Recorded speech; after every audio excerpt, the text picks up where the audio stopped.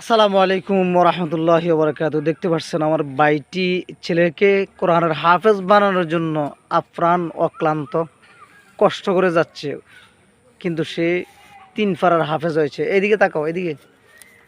আসলে বাবার আশা যেন অন্য কিছু না, মূর্খ কিছুই জানে না, অন্তত বাবা মরে যাইলে মরার টাইমে যেন কোরআন শরীফ তেলাওয়াত করতে পারে, সূরা ইয়াসিন তেলাওয়াত করতে পারে।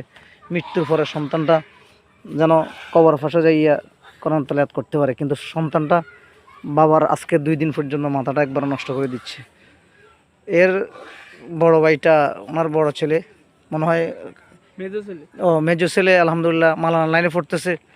তখন সে একটু পাগলামি করে। সকলে দোয়া করবেন তার যেন মনটা আল্লাহ পাক ঠিক করে দেয়। ভাই এই এদিকে তাকাও। আচ্ছা, তার হুজুরও জিজ্ঞাসা করিন কেন? তার হুজুর জিজ্ঞাসা করলে তার জান জায়গা কিরম হুজুর তো কালকে আই কই কিছু কয়তার হওয়ার দাম বালা আছে তাই লই যাবেলে কালকে হুজুররা বাইতে গেছে। ও কালকে আসছে দিন নেতালা নিয়ে আসছে, ওই যে পরশুরাম থেকে আসছে। কেমন অনেক যাইতো না মানা করেন। ও